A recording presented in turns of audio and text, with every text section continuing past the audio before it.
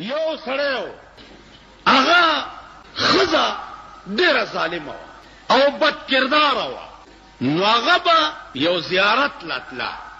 اول ته به دا دعا کوله چې خدای زما دا خاوند په دواړو سترګو ړوند په ټپو ړوند.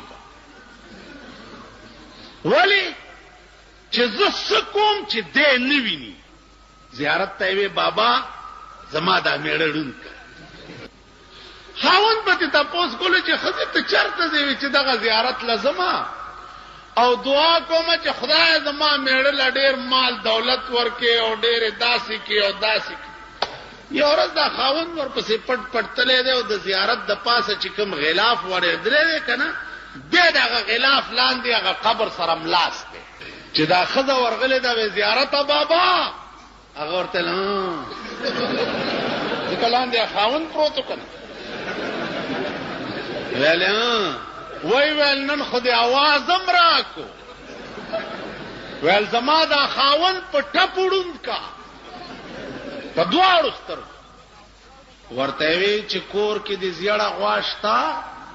وی چاو شته. وی هغه حلاله کا او 3 ورځې د هغې غوښه په میړه وخوروه نو په دواړو سترګو به ړوند شي.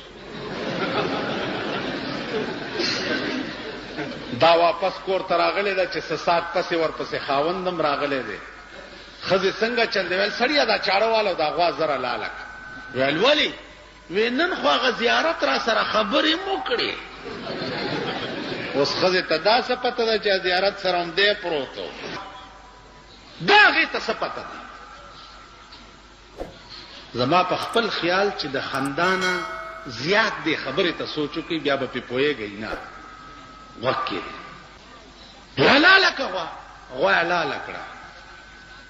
چې حلاله یې کړه نو یو ړومبۍ ورځ باندې چې په خاوند غوښه وخوړه، وی ښځې زما د سترګو ته خو څه تیاره تیاره کېږي. په 2مه ورځ چې غوښه وخوړه، وی ښځې دا تیاره خو زیاته شوه. وی بس دا خو د غوښې در باندې اثر وکړو، امید دی چې خدای به مونږه ښه کړي. چې په 3مه ورځ یې پې غوښه وخوړه، سړي په سترګو لاس کېښو. وی ښځې هېڅ راته نه ښکاري. وی چې ښه بس ړوند شو. خدای دې دا زیارت وی دا د څه چل کو؟ وی چې بس ړوند شو به د نور کاره خو ووتمه، خو ښځې بس داسې به وکړمه چې د دروازه کې به ناست یم او چرګان مرګان به شړم. په دې کې څوک سړی راغلی دی کور ته، دی ورته ویل چې راځه سړی په ټپ ړوند دی. چې کش کش دې سړي اورېدلی دي، کوتک یې ورته راپرېښی دی چې په دا ځای سړی والی دی په ټکي مړ دی. ښځې ورته ویل دا دې څه وکړه بیړه دې غرکشه، دا خو دی کولنګي چرګ مړ. چرګانې ډېرو په کور چې څه ساعت تېر شوی دی، 2یم سړی راغلی، بیا دې سړي په کوتک والی وی دا دې څه وکړه ظالمه، دا خو دی هغه انګریزی چرګ مړ. مړه ها چې په دې کې 4 برابر چې 4 برابر کړه. خاوند ورته سترګې پرانیستې دي او ښځې ته وایي چې زه خو جګ جوړې ما تا دې دپاره زیارت ته تلې او دواګانې دې کولې چې خدای زما میړه ړوند کړي چې ستا څه خوښه یي چې هغه کوې. زه اوس د هر څه خاونده ستا سر وخوري، خو دا مړي اوس لرې که چې پې هم نه نیسي څوک. سړی راغوښتی دی په 100 روپۍ چې دا مړی یو څه دا یو او سیند کې وغورځوه. چې هغه یې وړی سیند کې غورځولی چې راغلی چې 100 روپۍ راکړه مړی مې یوړ. ویل هغه خو بیا راغی، هغه مړی دا دی پروت دی.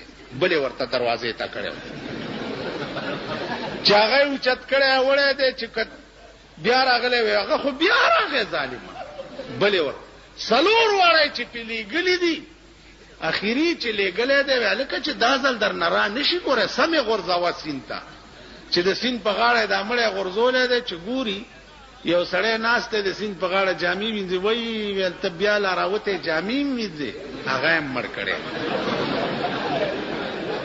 چې داسې په غاړه روان دی یو ماهیګیر روان دی میان نیسي. وایي وی الله اوس میان هم نسی، آیم مړ کړی. بل یو غوتمارو په دریاب کې میانو پسې غوتې والی په هغې ور ټوپ کړی وی لا سر دې مړه اوچت کو، آیم مړ کړی دی.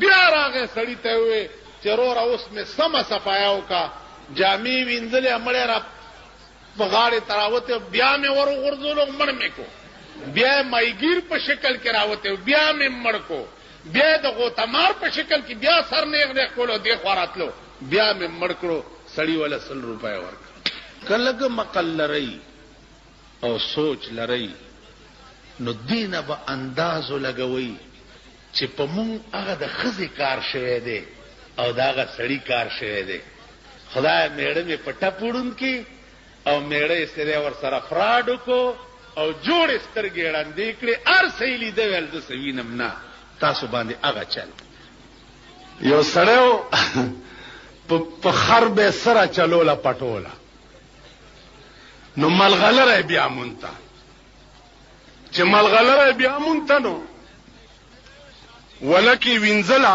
ناته اولی ته وغورځیدو لاړو بویو دوس سرسام شو او وی چې پاکه نه پلیتا خوا پاکه نه پلیتا خوا کزه خبر وی چې دا بوبران وړي ما باډو وینځلې نه کور تراغه مور بچیا څه چل دی وی مور پاکه نه پلیتا خوا مور ولا ډاکټر راوست چې دی الګ باندې څه چل دی ډاکټر والا علاج ملاج سوکو دا خبره ته نه هیر کړه مور والا پیسې ورکول څوکیږي 100 روپے هغه دا 50 والا 50 به بیا درک ولزا 100 به بیا پورا راکې چې ډاکټر زه تلاړو نو ده مور دې زوی ته وای چې بچی دا پتا څه چلو ولی وی تا چې وی چې پاکه نه پلیته خوا بیا ور یاد شو چې بیا ور یاد شو الګ بیا چغې کړی چې پاکه نه پلیته خوا پاکه نه پلیته مورم سرسام شو ول تپوس نه تپوس خو تپوس نه تپوس خو ډاکټر پسې سړی راغی چې راشه مریضان خو یو نه دوه شو ډاکټر جراغه چې وی کته چې دا خو د یو علاج